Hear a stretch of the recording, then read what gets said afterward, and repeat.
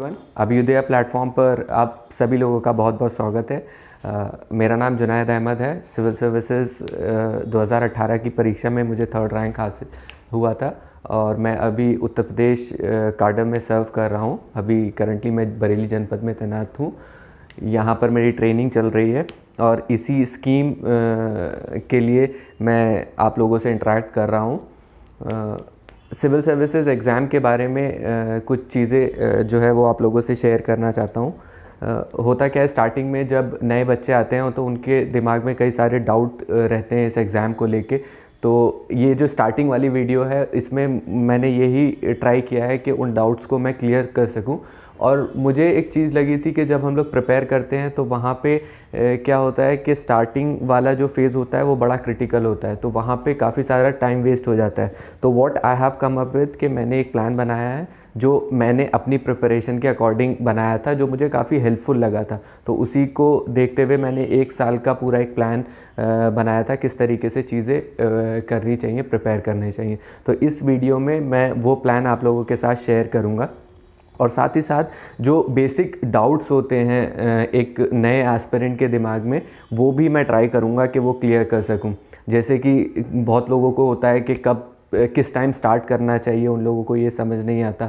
और जब स्टार्ट करते हैं तो स्टार्टिंग में क्या करना चाहिए और NCERTs कौन सी पढ़नी चाहिए, आंसर राइटिंग कब करनी चाहिए और बाकी सारी चीज़ें जो एक पूरे प्रोसेस में आती हैं सिविल सर्विसेज के, उसमें थोड़ा कन्फ्यूजन रहता है। तो वो मैं ट्राई करूँगा कि वो चीज़ें क्लियर हो सकें। ऐसे ही न्यूज़पेपर का होता है कि न्यूज़पेपर किस तरीके से पढ़ना चाहिए, करंट अफेयर्स किस तरीके से कवर करने चाहिए। तो ये बेसिक डाउट्स हैं जो हम लोग क्लियर करते हुए चलेंगे। तो सबसे पहली जो एक चीज़ है एग्ज़ाम के बारे में, वो आपको समझना पड़ेगा कि एग्ज़ाम जो है UPSC वो उसमें रूथलेस कंपटीशन है, ये आप सभी को पता है। अगर कुछ हार्ड फैक्ट्स की हम बात करें तो सब लोग जानते हैं कि लैक्स ऑफ स्टूडेंट्स फॉर्म भरते हैं, अराउंड 10 लाख स्टूडेंट्स जो मुझे लास्ट डेटा याद है फॉर्म भरा था, एंड देन 4.5 लाख उसमें अपीयर होते हैं। देन सिलेक्शन रेट जो है वो बहुत ही कम 0.001% है। तो कहीं पे भी मार्जिन ऑफ एरर जो है वो बहुत ही कम है, तो कहीं पे भी आप गलती नहीं कर सकते। तो वही चीज़ मैं आपको ट्राई कर रहा हूँ इस चीज़ में समझाने के लिए कि स्टार्टिंग में आप इस एग्ज़ाम को किस तरीके से लेके चलें और आगे कैसे प्रोसीड करना है। तो फर्स्ट मैंने क्या ट्राई किया था कि जैसे क्या होता है जनरली जून में जो है बच्चों के एग्ज़ाम ख़त्म होते हैं और उसके बाद वो एक प्रिपेयर करना स्टार्ट करते हैं। तो अगर हम जुलाई से स्टार्ट करें और नेक्स्ट जून तक का 1 ईयर का प्लान रखें तो उसको किस तरीके से हम लेके चल सकते हैं वो मैं ट्राई कर रहा हूँ यहाँ पे पूरा प्रेजेंट करने का। तो फर्स्ट जो 3 मंथ्स अगर हम देखें तो हमें मिलते हैं जुलाई, अगस्त एंड सितंबर। तो ये आप अपने हिसाब से चेंज भी कर सकते हैं कि कोई इंसान अगर जनवरी से स्टार्ट कर रहा है तो वो जनवरी के स्टार्टिंग के 3 मंथ्स ले सकता है। बट जनरली जो ग्रेजुएशन में होते हैं उनके जो पेपर्स रहते हैं वो जून के अराउंड ख़त्म होते हैं, तो जुलाई में वो अपनी प्रिपरेशन अगर स्टार्ट कर रहे हैं तो उस तरीके से मैंने स्टार्ट किया है। तो अगर हम फर्स्ट देखें जुलाई में, जब आप एकदम नए आते हो तो आई विल से कि फ़र्स्ट 15 डेज़ आपको कहीं टाइम वेस्ट नहीं करना है, आपको एग्ज़ाम को समझना है। जितना अच्छे से आप समझेंगे उतना आपको हेल्प मिलेगा। तो बुक से ज़्यादा आप सिविल सर्विसेज के जो सिलेबस है UPSC का और प्रीवियस ईयर्स पेपर्स हैं उसको एनालाइज करें, बैठ के देखें। सिलेबस तो इनफैक्ट बाय हार्ट कर सकते हैं आप। मेंस का और प्रीलिम्स का सिलेबस आप देखें, उसमें कौन कौन से टॉपिक्स हैं, कहाँ कहाँ से चीज़ें पूछी जा सकती हैं। उसी तरीके से आप सारे जो प्रीवियस ईयर्स पेपर्स हैं जो मेंस के हैं और प्रीलिम्स हैं उसको भी एक आइडिया लगाएं। तो स्टार्टिंग में जो आपका टाइम है जितना ज़्यादा इस चीज़ में जाएगा उतना जल्दी आपको एग्ज़ाम की अंडरस्टैंडिंग होगी। होता क्या है कि बच्चे स्टार्टिंग में डिफरेंट बुक्स उठा लेते हैं एकदम से और आइडिया नहीं होता, वहाँ पे टाइम बहुत ज़्यादा वेस्ट होता है। तो आई विल सजेस्ट कि स्टार्टिंग के 15-20 दिन आप फोकस करें कंप्लीट प्रीवियस ईयर्स पेपर्स और सिलेबस के ऊपर, और वो तो आगे भी आपको रखना है बट यहाँ पे आप ज़्यादा फोकस करें। उसके बाद सबसे इम्पॉर्टेंट जो बेसिक आपका आता है वो NCERTs आती हैं। तो अब बच्चों को ये होता है कि NCERTs कहाँ से स्टार्ट करनी चाहिए, 6 से स्टार्ट करनी चाहिए, 9 से स्टार्ट करनी चाहिए, 11 से स्टार्ट करनी चाहिए, 12 से स्टार्ट करनी चाहिए। तो मेरा मानना है आई विल सजेस्ट कि जो आप ग्रेजुएशन जब आप करके आ रहे हो तो बेसिक अंडरस्टैंडिंग आपको चीज़ों की होती है। तो आई से कि अगर आप 9th से भी स्टार्ट करेंगे एनसीईआरटीज़ तो सफिशेंट हो जाता है। और आपको ऐसा नहीं है कि सारे सब्जेक्ट्स की एनसीईआरटीज़ पढ़नी है, क्योंकि कभी ये होता है कि कुछ लोग बोल देते हैं कि 6 से 12 तक की जितने भी सब्जेक्ट्स हैं उनकी सबकी एनसीईआरटीज़ आप पढ़ लीजिए। अगर एल से कि साइंस की अगर एनसीईआरटी है, सपोज बायोलॉजी, केमिस्ट्री, फिज़िक्स, अगर इनकी पढ़ने लगेंगे आप 9th-12th की एनसीईआरटीज़ तो वो बहुत डिफ़िकल्ट हो जाएगा आपको करने में उसको। तो हिस्ट्री की एनसीईआरटीज़ एल से के जो ओल्ड एनसीईआरटीज़ हैं या न्यू एनसीईआरटीज़ हैं वो आप पढ़िए। इकोनॉमिक्स की एनसीईआरटी है वो आप देखिए 11th क्लास की। ज्योग्राफी की 11th-12th की एनसीईआरटीज़ हैं 2, वो आप देख सकते हैं। इसी तरीके से मेन में कॉन्स्टिट्यूशन जो पॉलिटी है, इंडियन कॉन्स्टिट्यूशन एट वर्क, वो 11th क्लास की एक बुक है वो आप देख सकते हैं। तो जो बेसिक एनसीईआरटीज़ हैं वो आप पढ़िए, और वो भी डिपेंड करता है कि आपका लेवल कहाँ पे है। अगर आपको लगता है कि 11th-12th की या 9th की एनसीईआरटीज़ करके आपको काफ़ी हो जा रहा है तो आप वो भी कर सकते हैं। और आपको लगता है किसी किसी को ज्योग्राफी में प्रॉब्लम होती है तो वो 6 से एनसीईआरटी स्टार्ट करता है, तो वहाँ से भी स्टार्ट की जा सकती है। वो तो आपको डिसाइड करना है कि आपको किस उस पर आपको रखना है अपना। और यहाँ पे एक बड़ा इशू आता है नोट्स मेकिंग का। बहुत लोग बच्चे कन्फ्यूजन में रहते हैं कि सर नोट्स मेकिंग कब से स्टार्ट करनी चाहिए।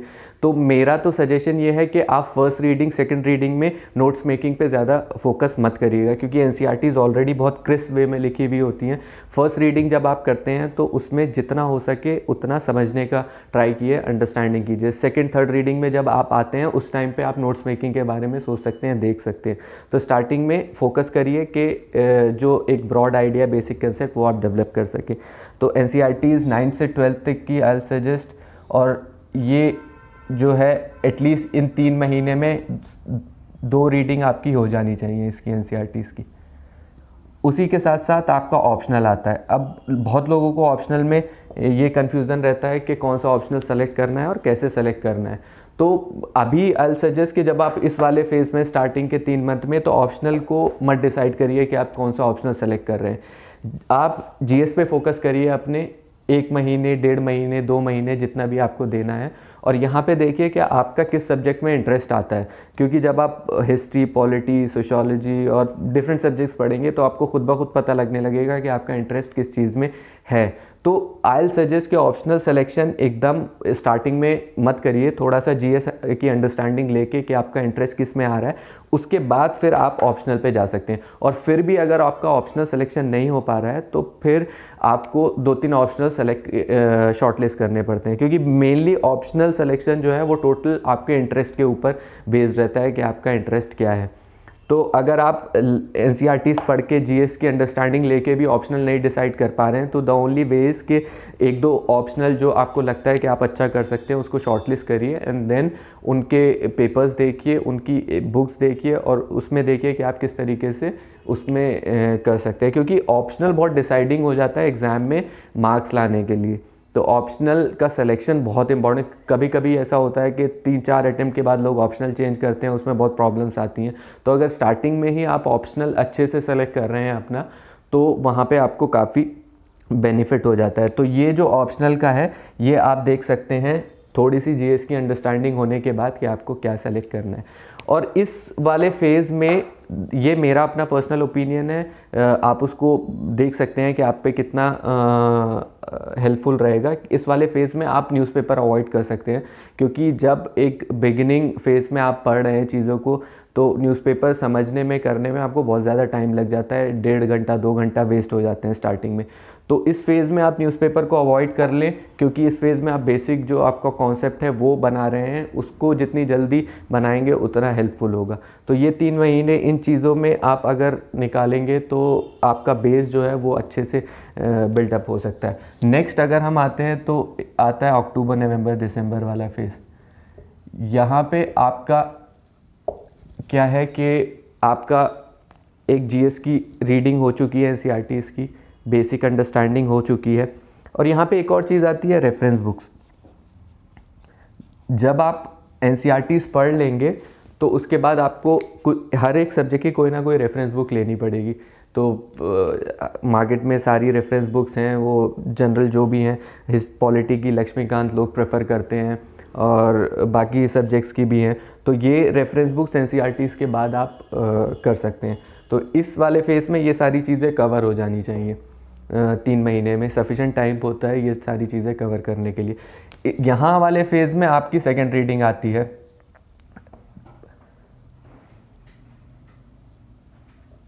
सब्जेक्ट्स का क्या होता है कि स्टार्टिंग की जो फर्स्ट रीडिंग होती है उसमें जो आपकी अंडरस्टैंडिंग होती है वो बहुत लेमन के टर्म्स में होती है। जब आप सेकंड थर्ड रीडिंग में जाते हैं, इस फेज़ में आते हैं, तो आप पिक्चर को बहुत एक हॉलिस्टिक वे में देख लेते हैं। तो यहाँ पे आपको सेकंड रीडिंग जो है यहाँ पे सब्जेक्ट्स की और रेफरेंस बुक्स की आनी चाहिए।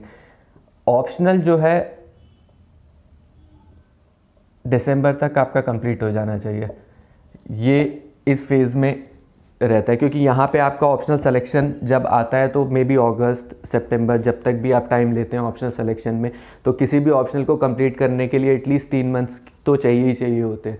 तो यहाँ पे एक बार तो एटलीस्ट आपका ऑप्शनल कंप्लीट हो जाना चाहिए सिलेक्शन के बाद, क्योंकि अगर यहाँ तक आपका ऑप्शनल कंप्लीट नहीं हो रहा है तो उसके बाद जो आगे की चीज़ें हैं उसमें आपको फिर प्रॉब्लम आएगी। तो दिसंबर तक ट्राई करें कि आपका ऑप्शनल कंप्लीट हो जाना चाहिए। ये 3-3 महीने के जो फेजेस मैं बना रहा हूँ, ये आप अपने हिसाब से भी इसको चेंज कर सकते हैं जब से आप स्टार्ट कर रहे हैं। तो मैंने तो एक ईयर का प्लान लिया है जो स्टार्ट होता है जुलाई से और एंड होगा जून पे। जनरली प्रीलिम्स भी जून में ही होता है। तो और यहाँ पे आई से कि यहाँ पे आप न्यूज़पेपर को स्टार्ट कर सकते हैं।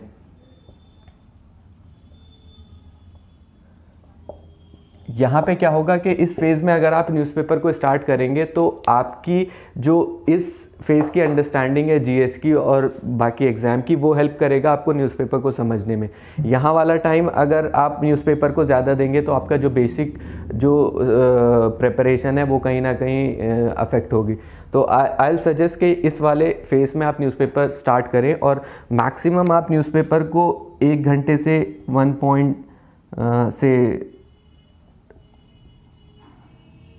1 या 1.5 घंटा मैक्सिमम, उससे ज़्यादा नहीं देना है न्यूज़पेपर को। और न्यूज़पेपर को कैसे पढ़ना है, किस तरीके से, वो पूरा एक डिटेल में टॉपिक है और मैं आगे भी वीडियोस लूँगा, मैं आगे भी चीज़ें करूँगा। तो उसमें एक डिफरेंट पूरा एक लेक्चर हम लोग ये कर सकते हैं कि न्यूज़पेपर को किस तरीके से पढ़ना है, किस तरीके से चीज़ें कवर करनी है।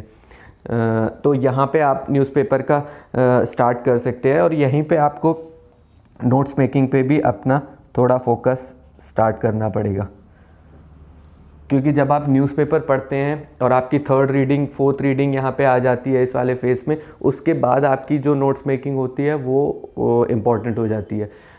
NCERTs के तो आई सजेस्ट कि आप उतने ज़्यादा नोट्स पे फोकस नहीं करें जितना करंट के इश्यूज़ होते हैं। और बाकी जो जैसे हिस्ट्री है तो उसमें बुक्स में तो आपको एक पूरी स्टोरी की तरह चीज़ें समझाई जा सकती हैं, लेकिन एग्ज़ाम पर्सपेक्टिव से किस तरीके से उसको नोट्स में बनाना है ताकि वो एग्ज़ाम के टाइम पे आपको याद रह सके, वो आपको देखना है। तो इस फेज़ में नोट्स मेकिंग जो है वो इम्पॉर्टेंट हो जाती है, यहाँ पे आप कर सकते हैं। तो ये 2 फेज़ में अगर आप इतना कर लेते हैं तो आपकी बेसिक जो अंडरस्टैंडिंग है एग्ज़ाम की वो काफ़ी अच्छे से डेवलप हो जाएगी। अब अगर हम जनवरी, फरवरी, मार्च ये थर्ड वाले फेज़ पे आए, तो अभी यहाँ पे आप देखिए कि आपके ऑप्शनल की रीडिंग, आपके जीएस की रीडिंग, आपका न्यूज़पेपर, ये सारी चीज़ें कहीं ना कहीं आ गई हैं प्रिपरेशन में। तो यहाँ से आपको नेक्स्ट लेवल पे मूव करना है। तो यहाँ पे आई सजेस्ट कि एक और पार्ट होता है सिविल्स में एथिक्स का।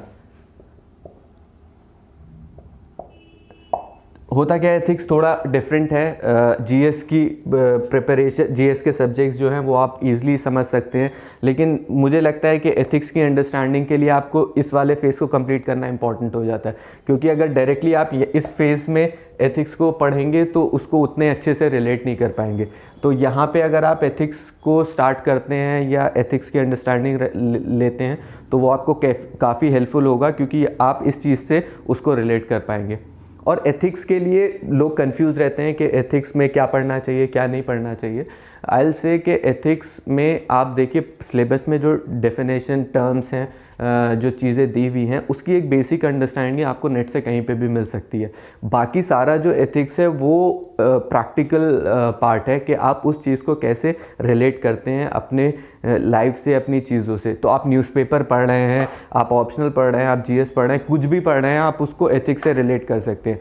तो यहाँ पे एथिक्स के लिए आई सजेस्ट कि कोई सेपरेट एक डिफरेंट स्टडी या डिफरेंट एक वो नहीं चाहिए। आपको सिर्फ अपने माइंड को ओपन रखना है कि किस चीज़ को एथिक्स के कौन से पार्ट से रिलेट किया जा सकता है। तो यहाँ पे आप एथिक्स की चीज़ें स्टार्ट कर सकते हैं। एक और चीज़ आती है ऐसे।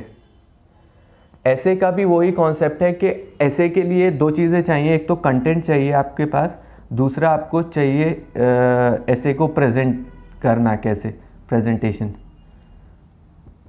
तो कंटेंट जब तक आपके पास नहीं है तब तक ऐसे आप प्रॉपरली नहीं लिख पाएंगे। तो यहाँ पे इस फेज़ तक आपके पास अच्छा खासा कंटेंट तैयार हो जाता है, तो यहाँ पे आपको ऐसे में भी काफ़ी हेल्प मिल जाएगी। ऐसे का भी हम लोग एक अलग से वीडियो बनाएंगे, उसमें हम लोग रखेंगे कि ऐसे को किस तरीके से तैयार करना है, किस तरीके से उसकी प्रेजेंटेशन की जा सकती है। क्योंकि आपको ये चीज़ ध्यान में रखनी होगी कि सिविल जो एग्ज़ाम है उसमें कंपटीशन इतना ज़्यादा है कि आपको स्टैंड आउट करना पड़ेगा दूसरे लोगों से। तो उसके लिए आपको ऐसे, एथिक्स, ऑप्शनल, ये ऐसी चीज़ें हैं जहाँ पे आप मार्क्स स्कोर कर सकते हैं और आप थोड़ा सा डिफरेंट दिख सकते हैं एग्जामिनर को। तो वो किस तरीके से की जा सकती हैं, किस तरीके से हो सकता है, उस पर हम एक सेपरेट वीडियो बनाएंगे, उस चीज़ को हम लोग देख सकते हैं। एक और तीसरी चीज़ क्या आती है, वो आंसर राइटिंग होती है।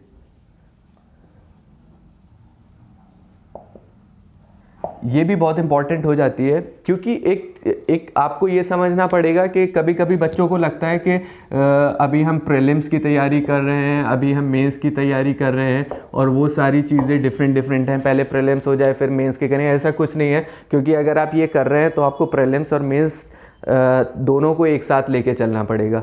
और अगर आप राइटिंग में अच्छे से प्रैक्टिस नहीं कर पाएंगे तो प्रीलिम्स के बाद आपको उतना टाइम नहीं मिलेगा कि अपनी राइटिंग को इम्प्रूव कर पाएँ। तो अगर आप बहुत रेगुलरली भी नहीं लिख रहे हैं तो यहाँ पे आप स्टार्ट कर सकते हैं अपनी राइटिंग को। प्रीवियस ईयर्स पेपर्स उठा सकते हैं सिविल सर्विसेज के, उसके क्वेश्चंस कुछ लिख सकते हैं। वीकेंड्स पे आप ऐसे लिख सकते हैं, या दिन में 2-1 क्वेश्चन जो भी आपको लिखने हो। तो वो एक हैबिट डेवलप होगी आंसर राइटिंग की, जो आपको आगे हेल्प करेगी। तो जब प्रीलिम्स के बाद आपको मेंस लिखना है तो उस टाइम पे आप रेगुलर राइटिंग कर सकते हो, लेकिन यहाँ पे अगर हैबिट डेवलप नहीं हुई तो वहाँ पे प्रॉब्लम होता है। तो ये चीज़ भी उसमें आप स्टार्ट कर सकते हैं। एंड एक और चीज़ जो मुझे इम्पोर्टेंट लगी ना यहाँ पे, वो है ग्रुप स्टडी। होता क्या है कि जब ये सारी चीज़ें हो जाती हैं तो इस फेज़ में मेरे लिए, मुझे तो इम्पॉर्टेंट लगता था कि एक सेम माइंडेड पीपल अगर हैं और अच्छा ग्रुप है, तो सपोज़ मैंने न्यूज़पेपर पढ़ा सुबह में, तो 2-3 चीज़ें जो आर्टिकल्स जो मुझे अच्छे लगे वो मैं डिस्कस कर लेता था। तो वो काफ़ी हेल्पफुल होता है किसी चीज़ की अंडरस्टैंडिंग के लिए। कोई प्रॉब्लम आ रही है, सपोज़ मैंने आंसर राइटिंग करी यहाँ पे, तो मेरा 2-3 लोगों का ग्रुप था, तो मैंने कुछ लिखा, दूसरे ने कुछ लिखा, हम लोग शेयर कर लेते थे। तो ये ग्रुप वर्क जो है ये इस फेज़ में इम्पॉर्टेंट हो जाता है। और मैं इस जगह पे इसीलिए मैंने ये ग्रुप स्टडी का नहीं लिखा है, क्योंकि यहाँ पे जितना ज़्यादा आप सेल्फ स्टडी करेंगे उतना इम्पॉर्टेंट होगा। क्योंकि स्टार्टिंग के जो 1 साल होता है, आई फील अगर आपने उसको अच्छे से दे दिया तो आराम से आगे चीज़ें आप बिल्ड ऑन कर सकते हो, करंट अफेयर्स या बाकी सारी चीज़ें। लेकिन यहाँ पे अगर आपने कहीं पे भी लैग किया तो आगे जाके बहुत ज़्यादा प्रॉब्लम होगी। तो इस वाले फेज़ में एक और चीज़ जो इम्पॉर्टेंट हो जाती है वो होता है करंट अफेयर्स। मैं करंट अफेयर्स को भी इस वाले फेज़ में इसलिए ला रहा हूँ क्योंकि यहाँ पे अगर आप उस चीज़ को लेंगे करंट अफेयर्स को, क्योंकि इंपॉर्टेंस जो है करंट अफेयर्स का वो बहुत ज़्यादा बढ़ गया है सिविल सर्विसेज में। प्रीलिम्स में आप देखें कि क्वेश्चंस जो हैं वो बहुत ज़्यादा पूछे जाते हैं करंट अफेयर्स से, और तो आपको 1 साल के अराउंड तक कवर करना रहता है। बट वही चीज़ अगेन एक आती है कि जब तक आपका बेसिक्स पूरा अच्छे से नहीं है तब तक आप करंट अफेयर्स पे बिल्ड ऑन नहीं कर सकते हैं।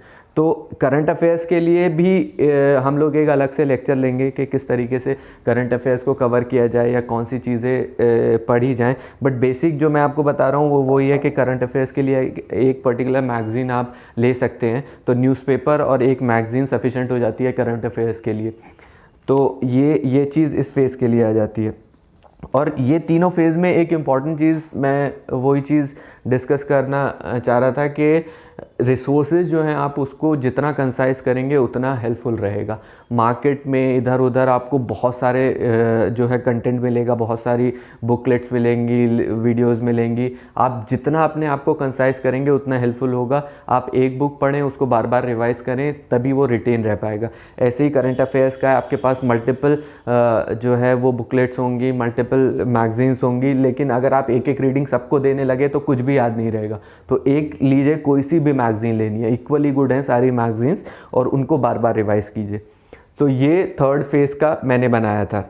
ये सारी चीज़ें मेरे जो मैंने 4-5 साल प्रिपरेशन किया उसमें मैंने देखा कि कहाँ कहाँ पे इशू आते हैं और कहाँ कहाँ पे टाइम वेस्ट होता है, उसको मैंने कंसिडर करके कि जो नया बच्चा आ रहा है उसको प्रॉब्लम ना हो स्टार्टिंग में, उसके हिसाब से ये चीज़ बनाई है। बाकी आप इसको मॉडिफाई कर सकते हैं अपने हिसाब से देखने के लिए।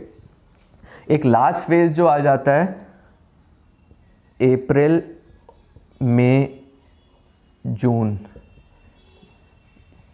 ये वाली साइकिल।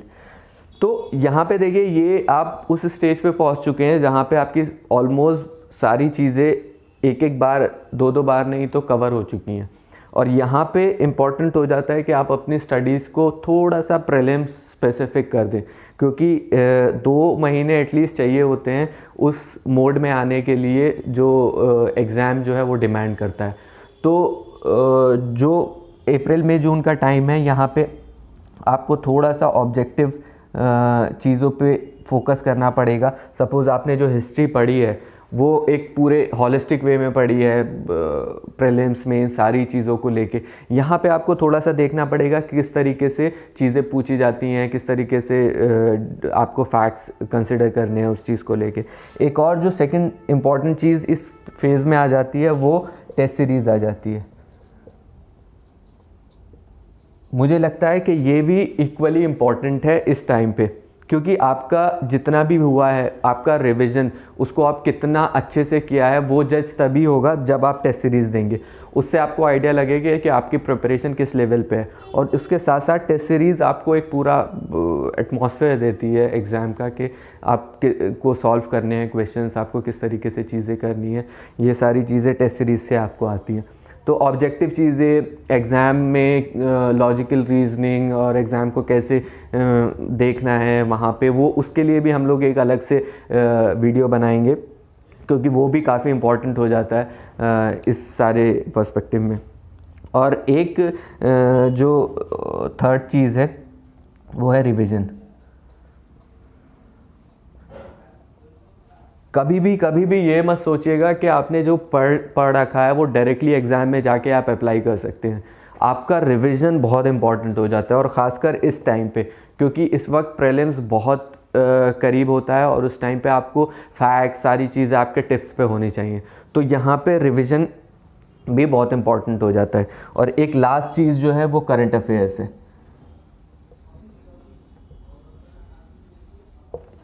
होता क्या है कि एक साल का करंट अफेयर्स अराउंड लोग कवर करते हैं प्रीलिम्स के लिए। तो यहाँ पे एंड तक भी आपको करंट अफेयर्स चीज़ें आपको प्रिपेयर करनी पड़ेंगी, क्योंकि सपोज़ अगर जून में एग्ज़ाम है तो मई का भी करंट अफेयर्स में कुछ इवेंट हुआ है तो वो पूछा जा सकता है। तो इस जगह पे आपको मेनली अपनी चीज़ों को सिस्टमैटिक वे में रेडी करना है प्रीलिम्स के लिए, वो टेस्ट सीरीज़ के थ्रू, रिवीजन के थ्रू, करंट अफेयर्स के थ्रू। तो ये एक बेसिक लेआउट है, और ये जैसे हमारी फर्स्ट वीडियो, तो मैंने ट्राई किया कि एक बेसिक अंडरस्टैंडिंग जो एक नया बच्चा है जो सिविल सर्विस की प्रिपरेशन करने आया उसके लिए ये चीज़ दे सकते हैं। तो ये मेनली ये वीडियो इसी के लिए था। और बाकी तो हम लोग जैसे भी चीज़ें होंगी, जैसे भी टॉपिक आएगा उसके हिसाब से वीडियोस बनाएंगे। और बाकी आप लोगों को भी अगर लगता है कि कोई स्पेसिफिक टॉपिक है जिस पे आप लोगों को हेल्प चाहिए या वीडियो चाहते हैं कि हम लोग बनाएं, तो आप उसको कमेंट्स में या किसी के थ्रू हम तक ये पहुंचा सकते हैं तो हम उसी के हिसाब से अपनी वीडियो बना लेंगे। और बाकी तो सिविल सर्विस के लिए एक चीज़ याद रखिए कि जैसे एक जंगल का रूल होता है कि हंट और गेट हंटेड, जैसे शिकार करो या शिकार हो जाओ, वैसे ही सिविल सर्विसेज का भी सेम रूल है कि थोड़ा सा भी एरर का मार्जिन नहीं है, आपको अपना 100% देना होगा। और आप जब अपना 100% देंगे तभी ये एग्ज़ाम आप क्लियर कर सकते हैं, क्योंकि हम लोग सिर्फ आपको गाइडेंस दे सकते हैं, बता सकते हैं कि चीज़ों को किस तरीके से लेके चलना है। अल्टीमेटली सारी चीज़ें आपके ऊपर डिपेंड करती हैं कि आप उसको किस तरीके से लेके चलते हो। So my wishes to all of you, अच्छे से आप लोग प्रिपेयर करें, एग्ज़ाम दे। All the best, thank you.